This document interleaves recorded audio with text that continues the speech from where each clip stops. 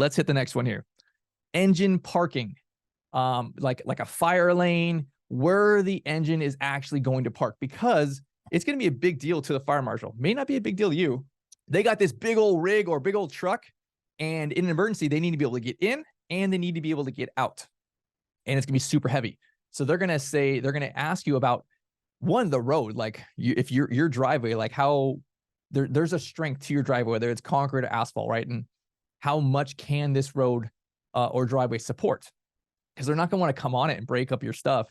So they may want to park right on the street there, and which they do for me. Or if you're, further away, or you're building, like developing your own little neighborhood, they may say, hey, you need, 18-inch road base, or that's kind of more of an engineer thing, but they may say like, you need it to be strength enough, or the road need to be strong enough for 80,000 pounds, something like that. And then your engineer will work backwards from there and say, okay, you're either light or you're heavy duty, your 12-inch road base, your 18-inch road base, those kind of things. But some of those things you need to ask, because if you're doing an existing home with an existing driveway, are they going to bust up your driveway literally the first time they drive on it? Or are they going to say, hey, we can get into your building, or we can't? Like our rig, if you're in a cul-de-sac or some other little area, kind of a dead end street, they may say, that doesn't work for us. We literally cannot get our unit there. Our rig cannot get there. There's just no place for us to go. Or, if we're going to have a turnaround, it needs to be, 50 feet wide. I'm not sure what their code's going to be. This is where it comes back to like, what IBC are they looking at? Because you can actually go and look at all these different things instead of asking a million questions. It's right there. You can look it up. And that way, if they give you some kind of answer, you can push back and be like, hey man, you said you're on IBC 15. It says you have this and that. So, what do they need for the actual rig to be able to get in there? Not the ambulance, right? The ambulance can flip around, no big deal. But the fire engine, can they turn around? Can they get in there? Do you need to have like a hammerhead? A hammerhead's where they're able to pull in and then do like a 3-park turn where they like back up in a 90 degree and then pull forward the other way and be able to turn around. That may be something you need to install, but depending on your situation. And some of these are kind of more like if I'm building new construction, if I'm off the highway, those kind of things. But also it could be if you're buying a home and you want to convert it and you're in some little like dead end road, there just may not be a way for the fire engine to turn around. So that could potentially be a deal killer. Egress could be another one.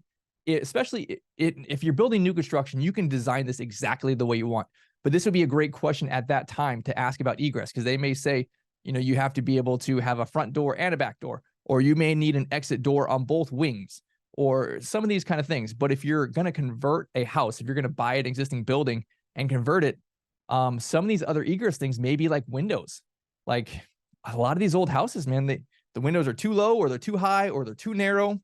And, it's this beautiful brick construction, and you may not be able to like just blow out all these walls and change the windows to be the right size. Some of these things for egress, windows on an older conversion could be, is it a deal killer? I don't know. Otherwise, you're like tearing apart the exterior of all these houses to get windows that are right size. Or what if they open the wrong way, right? The window can't open, left, right. It's got to open up, down, right? It's got to hit that certain, it's like 20 by 24 for you to get out of that window. So that may be something to consider. But are they going to look at egress? And I would ask that question specifically if you were going to be doing a conversion and you had some like old school windows that didn't meet current code. So that's another thing there. So these are the things that I think on the front side you should ask. And there's kind of a lot of questions there. And there's actually like way, way more on the next section of this, which I think we'll hit next week. But the deal killers here are the things that I want to know right up front, because I don't want to get all the way through this thing and then get stuck with some little thing that I could have asked, I could have known, or maybe I was just like not completely forward enough with the fire marshal on. And whether it's dementia or how many residents or things like that, I want to know up front and be pretty honest. I kind of like to say things like, group home and things like that on the front end, just to kind of set their expectation when it's not big commercial facility.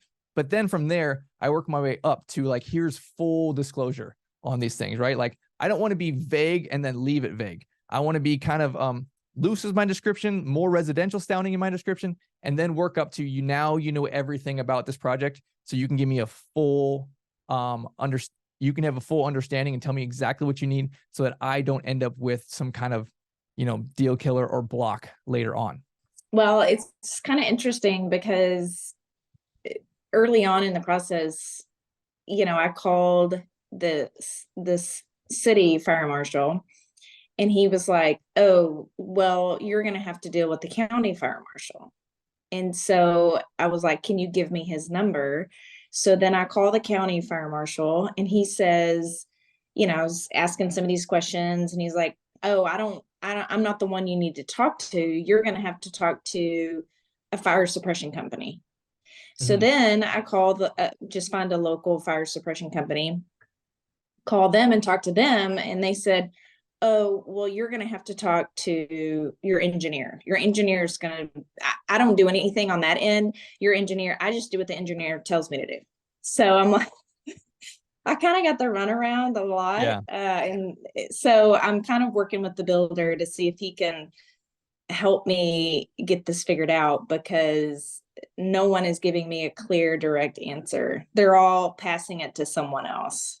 Yeah, I remember you telling me that a few months ago. I think Yeah. in the context of you saying, "Hey, you're getting ready on this kind of stuff," I would dig into that and find out, and just show up in person and be like, I'm not leaving until you tell me whether it's you or somebody else."